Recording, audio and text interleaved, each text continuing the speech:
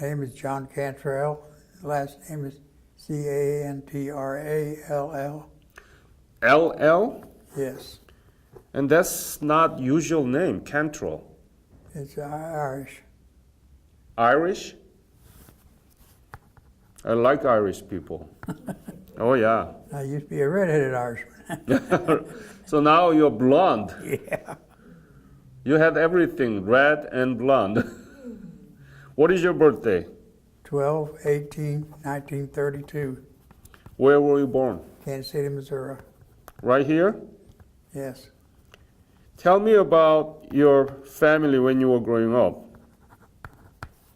Well, I don't know too much about my dad. He took off from my mom during the Depression, Oh, and nobody had ever seen or heard of him since. So I had to wait till Mom remarried again. But until that time, my grandfather was my grandpa and dad, and he taught me during those years. and how about your brothers and sisters? How many did you have? I got one sister and one brother. And tell me about the schools you went through. Well, I went to Rosedale High School in Kansas City, Kansas. High school, Rosedale? Rosedale, And when did you graduate? 1952. Let me ask this question. Did you learn anything about Korea in the school? I didn't even know where Korea was. You didn't know where it was? No, Wow. You've been to Korea twice now, right? you're right. Yeah. What do you think about this? The country Well, that you the never... first time it was very depressing. You know, the way people had to live and everything. Tell me about the detail. Why were you depressed? Well, people having to plow with oxen, live in straw huts rather.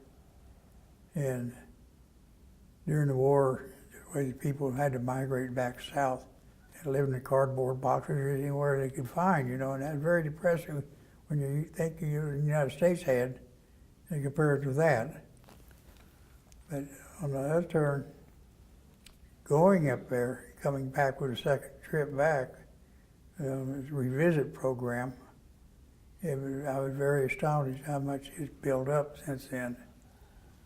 High-rise buildings and everything, bullet trains, and just everything in general just amazed me, you know, that people can come from what they had to what it is this day in that short period of time. You know, that's a long time in years-wise, but it turned the country, turned it around.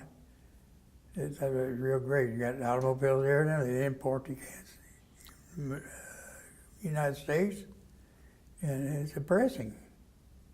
Really impressing. Are you proud of your service? Yes, sir, I am.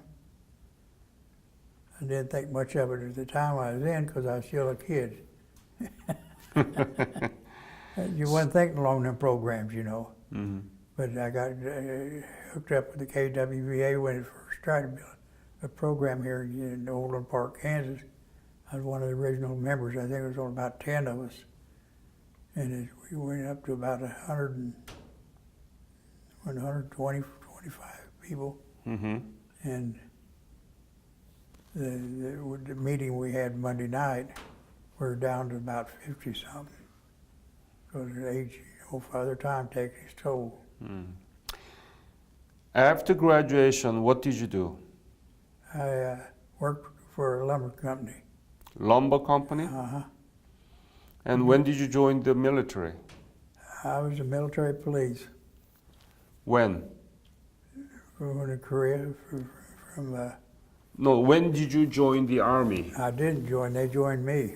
Right, so I got drafted you were drafted Yeah. when? in 1952, 53, excuse me. What month? Boy, I think it was March. And where did you get the basic military training? Fort Sill, Oklahoma, field artillery. And when did you leave for Korea? When did you leave for Korea? In June, first part of June. And where did you land in Korea? So Seoul? Did no, you no, fly? no, not Seoul. Busan. Busan. And tell me about the Busan when you first saw the Busan city. How was it? Well, it's kind of like a city in the United States, a lot of big buildings and stuff down around the pier area. But they put us on trains and took us north, And where did you go? back to Busan. Our company headquarters is in Daegu, Oh, and then they dispersed me back down to Busan. so you landed in Busan and went up to Daegu and then went back to Busan. Yeah, Ah, so you are military police. yes, we belonged to railway security.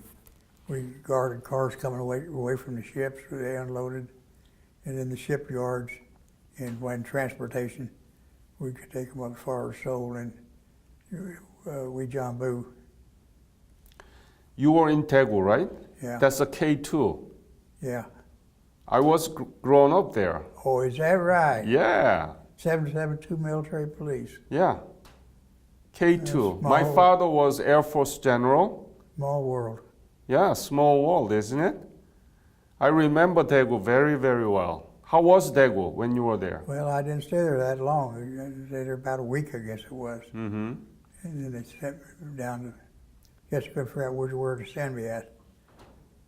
So you went back to Busan. Yeah, And you stayed there long there? yeah. Okay. Most of the time, yeah.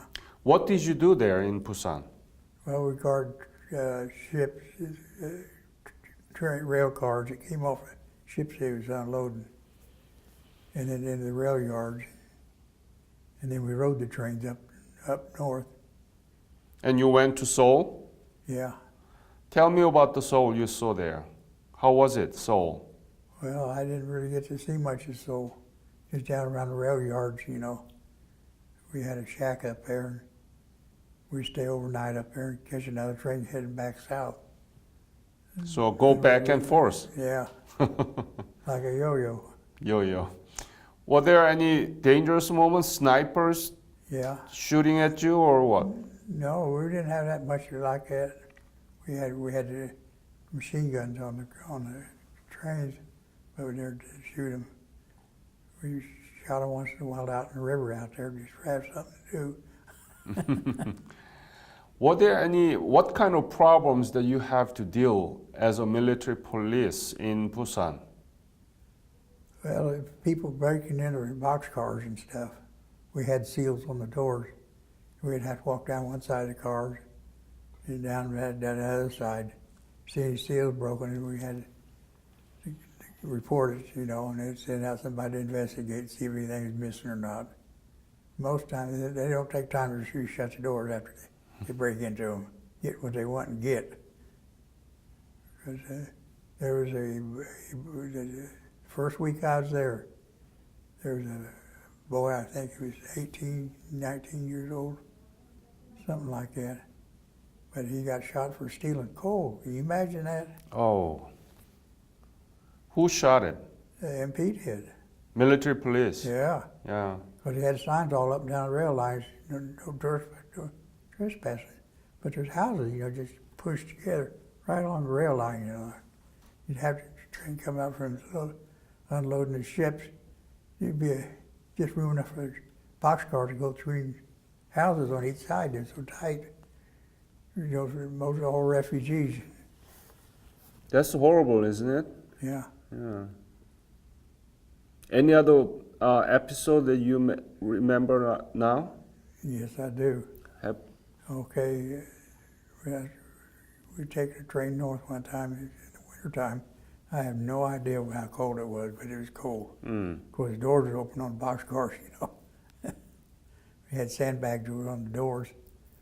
And got up there and it had a car, had a hot box on it with it, backpacking around the axle. People would take that axle, the heat, you know, build with it and cook with it and stuff. We got a hot box on there, what they call it, and it was on fire. So they had to tailor it on a little siding going to Masan. Masan? And I was a low man on the totem pole in rank, so I got to watch that car. Well, they supposed to pick me up on a train coming back. Somehow they didn't tell them about me being out there on that car, so I spent a day and a half out there. I don't know how cold it was. I got my feet frostbit.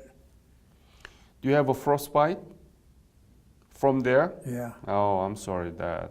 It's a painful, isn't it? Oh yeah. Yeah, it hurt to walk. But other than that's the only bad experience I had being over there. Where did you sleep? What did you eat? How was the life there? Living conditions? We had pretty good. We had a schoolhouse. I don't know. I'd like to went back to Busan to see if I could find it. But I wasn't about to ride that bullet train down there. Could I get down there? I couldn't figure out how to get back, you know. So we didn't go. But it was a schoolhouse we took over. I don't know where it's located. It was close down to the Pier 1 down there. Was this school for Korean people? Yeah. Something, I don't know how we took it over. The CIA took over part of it. So I don't know how this all took place. And we had a detachment of Korean police, I guess MPs, I guess they were. And they had to live in the daggone tent, which I didn't feel that was right, you know. But we had a lot of not sea ration, but powdered stuff, powdered milk. Sea ration? Yeah. What was your favorite menu there? What did you like most?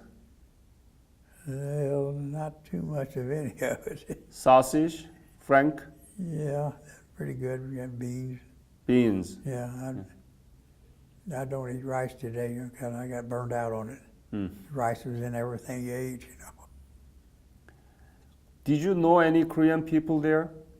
No. So there was no Korean busboy, Yeah, we had houseboys. houseboy. Yeah. Tell me about him. He polished shoes for us, you know, and took our uniforms. I don't know where he took them to get them washed and stuff. And you pay them, right? Yeah. Yeah. How was he? Oh, he was a good boy. He was a refugee, and he was very nice. He learned to speak pretty good English the time it was over with, though, you know. Really? Oh, yeah, well, guys would teach him how to talk, you know. Pick so fast. Yeah, pretty quick, yeah. He's real broken, but you have to listen to him, you know, you make out what he's saying. So when did you leave Korea? Oh, boy. 1954, right? No, not 5? 55. I got over about half. I put 18 months in there instead of a year. Wow. They said there was a shortage of MPs. And that's how I got to be an MP from field artillery. When we got to Japan, they called up a bunch of names, told the gears, we were going to get off the ship. So I thought I was going to be stationed in Japan. So it sent me to school for a week. Learned the fundamental basics of being a military police. And then shipped me over there. And I think that's why they couldn't figure out where it was send me to, you know. What is your, could you sit closer, just attached to it? And you are here with your wife, right? Correct. Yeah. What's her name? Judy. Judy. So please introduce yourself, Judy. I'm Judy Camprall. And when did you meet him? When did you marry I him? met him in probably May of 55, and we were married in November of 56. So it was almost right after he came back from Korea. Yes. Did you know him before? No. How did you meet? Blind date. Where? In Kansas City. Kansas City. I worked with a gal that was going with a guy he was running around with. And he asked John if he wanted to have a date. And he says, oh, I guess. He didn't know. And did he talk something about Korean War when you met? No. They didn't tell anything about that? No. He wouldn't talk about the Korean War. Why you didn't want to talk about the Korean War? You know, it's refreshing bad memories and stuff like that. Bad memories. Yeah. Mm. About it, we didn't go no, we went R&R in Japan, but other than that, the rest was either on guard duty or sitting there at the barracks.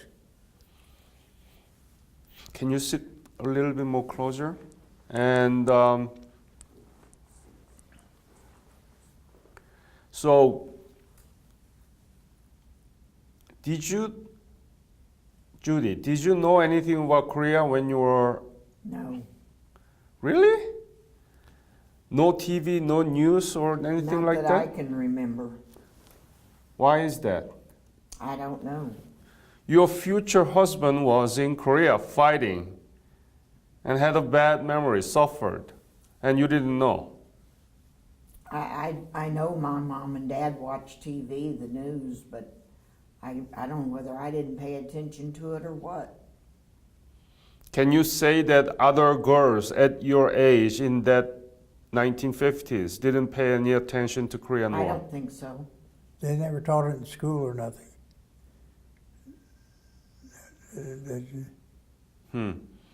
If you might have taken a class of history in 54, 55, they might have. Mm-hmm. And isn't that strange? The U.S. was in the war, right? War with North Korea and China, yeah. And the American citizens were not aware of those things No. or didn't pay any attention to it. Well, teenagers didn't. Adults probably did, but teenagers didn't. Hmm. And how do you contrast the case of World War II? You know, all the people working for World War II, right? The soldiers, they are fighting, Yeah. but the American citizens all mobilized to Oh, support, yeah, right? right. When I But- going, But why not Korea? I don't I know. don't know. No idea. No idea, right? Yeah. I know my mom had to go to work during World War II. Yeah, right. But what about during the Korean War? No? She didn't work? She worked, but she wasn't at, she was at Pratt and Whitney where they made engines, airplane engines Mm-hmm. during World War II, but the Korean War, she was in the cafeteria at the grade school. Wow. That's very interesting, isn't it? Yeah. So when did you go back to Korea? 05, 2000. 2005. Mm-hmm. And before you went to Korea, did you learn anything about Korea? Did you know anything about Korea? Not really, You just go. yes. Yeah. And what do you think about that trip? It was very enlightening. The roundabouts that they had and the modern homes, and we were there and they had a fire in one of the big buildings while we were there. We were on a, Tour bus. yeah, we were on a tour bus when fire trucks started coming around us, and it was right in front of where we were parked. And that was, well, I never did hear whether it did much damage. Did you? No. But cemeteries were beautiful. And what else? Well, we bought some dolls we brought back, about like little dolls like this. Mm-hmm. And we was looking, we didn't know what to going to get the kids, you know, and grandkids. And we ran across these. So we asked the lady how much they were. And she said $5. Isn't that what she said? Mm-hmm. And she thought we was going to pay 2.5 for it. I wanted 25. She wanted of them. 25 of them. She said, I want 25. Well, she thought she was trying to cool her down to $2.50. The interpreter had to go back and explain to her that. We wiped her out of dolls. We had to end up buying another suitcase to bring her back home. Why did you buy so many? For our grandkids and and our kids. So what do you think about the Korean War and the modern Korea, that your husband being a part of it? I know he risked his life, like all of them do. And it's quite different from when he was over there.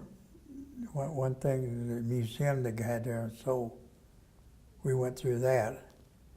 And she could see down there in the basement how they lived back there in the war, you know.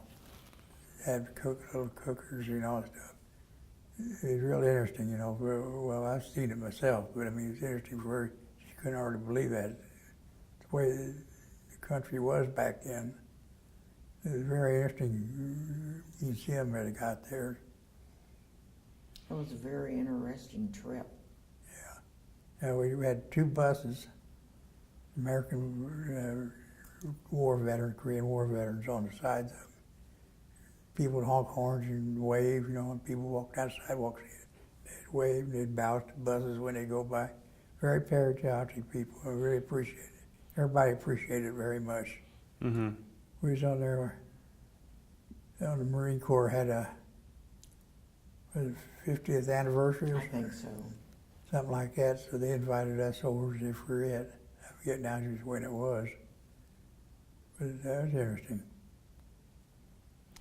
This is one of the most successful American interventions since World War II. Since World War II, America fought in Korean War, Vietnam War, Iraq, Afghanistan, and many small wars, right? Right. And can you name any other war that came up with the very successful story of South Korea? No. But do you know that we don't teach much about it in the history class? In the history textbook, only 1 paragraph. That's what you said last time. Yeah. Yeah. Why? Why do you think it's the case? Why we don't teach about those successful lessons that we can get from the Korean War history? I don't understand that myself. And why they don't teach it, I don't know. But every once in a while, like I said, you have some kids come up here, so somebody's teaching them something somewhere they wouldn't know nothing about it. So that's why we are doing this, you know? So that rather than just reading 1 paragraph from the textbook, kids in the school will listen from you and from Judy, and they will hear that, oh, the country you saw, it's a very bad image, right? Right. But what Judy is talking about Korea is very good, isn't it? Yes. Very good. Yes.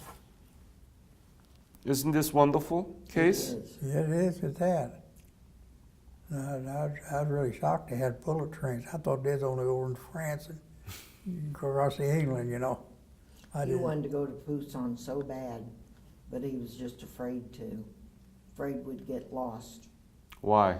Freight will be no. We No, didn't no, know no, how it we'd wasn't get get back to Seoul, get Well, on the no. bullet train again. Hmm. We were afraid we'd And, miss it. and I'd have to go out and just look around and try and find where the company was at.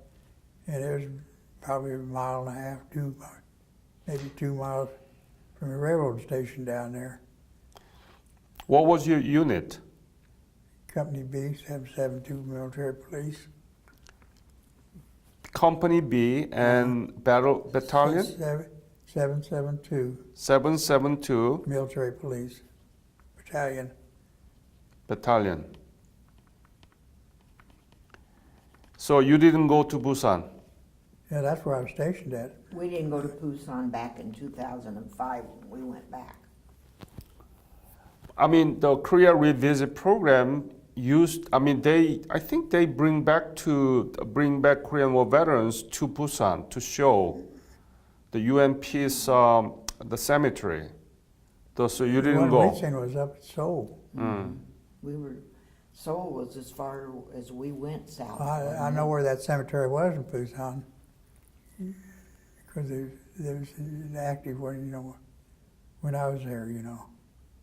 Oh, there was a cemetery there Yeah, when you were there. yeah. So We now, weren't too far from K9. maybe 2 or 3 miles.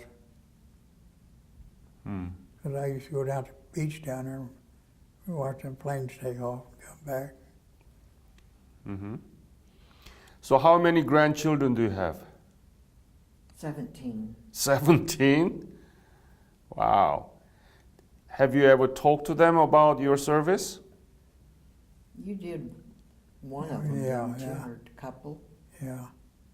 They're young enough, they don't seem like they're interested in stuff like that anymore. He's been playing, having a good time. So when you talk to them about your service, what do they say to you? Some of them ask questions, some don't. And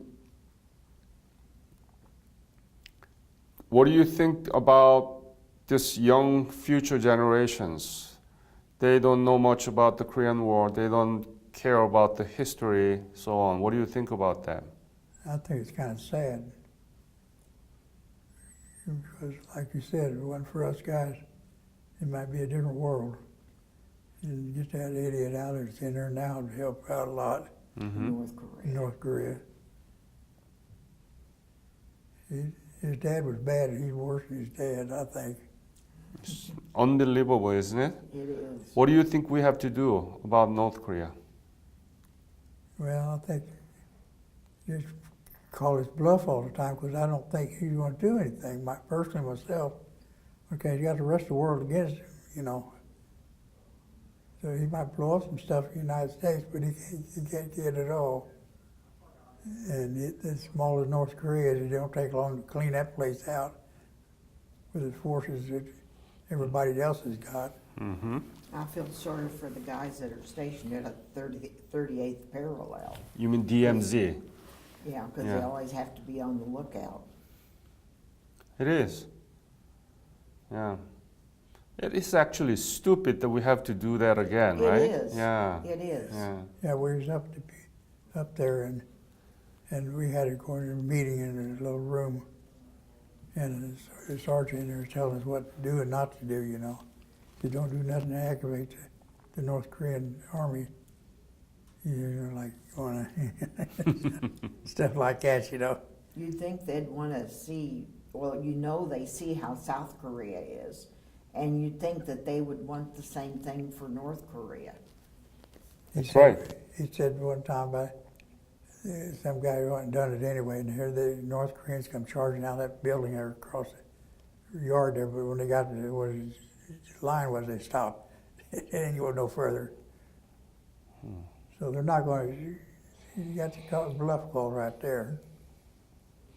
What do you think about the U.S. and Korea alliance right now? I hope it's great. 'Cause we've always tried to help foreign countries, you know, and we kind of helped build up Germany, France, all them countries, you know, Rome, any place where there was a war, we always dug down our pockets and helped them out. So I think we got a good alliance. They got them cars they're shipping over here in Kias. Mm-hmm. Where are they manufactured at? What? Kia cars. Here? I don't know exactly. I don't know, but They're nice looking vehicles. I mean, the Republic of Korea is now known for automobile manufacturing country in the world, right? Yeah. Do you want to go back to Korea, I'd like to, yeah. Judy? Yeah, What do you want to do if you go this time? More go back cash. to, Busan. Yeah. Yes. I don't know why they didn't take you to Busan. Did you tell them that you want to go? No, they had a scheduled out route for the buses. our days were all planned, Yes, that's right. Yeah. except for the one that we were afraid to go down by ourselves, Yeah. afraid we'd get lost. That was a good decision. But next time if you go, please go visit Busan. You're not going to believe your eyes. Busan is just so many high-rise buildings there. Oh, yeah. Yeah. It's hard to park there. Oh, yeah. Well, there's a Korean lady that comes to a lot of the KWVA affairs, and she was from Busan. Huh. And John and her have had several conversations. Teresa Park's her name. Tricia Park? She used to write column in the Kansas City paper. She's written 3 books. What's the name of them, Mom? When the crow Well, called? when the rooster Yeah, rooster. crows, and I don't know what the other 2 are. Tom could tell you Mm-hmm. if you want to get a hold of her. He has her number and stuff.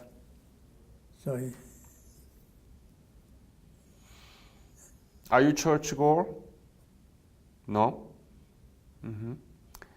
Any other message that you want to leave to this interview? You didn't tell me, you didn't share yet? well, I can't think of nothing right offhand. What do you think is the legacy of the Korean War? Improve the country up and everything, which has already taken place. It can't. I look at it, it can't do nothing but get better. 'Cause you need more land, though. I'd like to see more imports come in from Korea than to China. Mm-hmm. Because you go in the store, and about 9 out of 10 things you pick up, you look to label China. It's from China. Yeah, Yeah. and I'm sure Korea could probably make the same stuff. Yes, but China is much bigger than Korea. And Oh, yes. by so a long way. 1.3 billion people living Yeah. there, and they making everything cheap so that Oh, we yeah. cannot compete Don't them. pay nothing. All right, unless you have another comments, I want to thank you on behalf of Korean Nation for your service, which gave us opportunity to rebuild our nation. And now we are the strongest ally to your country. We still live together, trade together, and many Korean people living here, and also Americans in Korea Yes. too. So this is amazing work of your service. And Judy knows, and Judy is happy, right? Right. All right. Any comments you want to leave? It's just a pretty country as far as I'm concerned, from what I saw. Mm-hmm. And that is his legacy. I'd like to see some more of the farmlands. We didn't see much of that. We're mostly in the cities. Yeah. But Korea is very small. Oh, yeah. Yeah. It's just a little bit bigger than Indiana state. Is that So, right? yeah, smaller than Kansas. Yeah. But we are the 11th largest economy. Yeah. And we are proud, and you should be proud of too. Okay? Yeah, we are, I guarantee you. Mm. Thank you very much again sharing your Thank story you with very us. much. We enjoyed it. Thank you.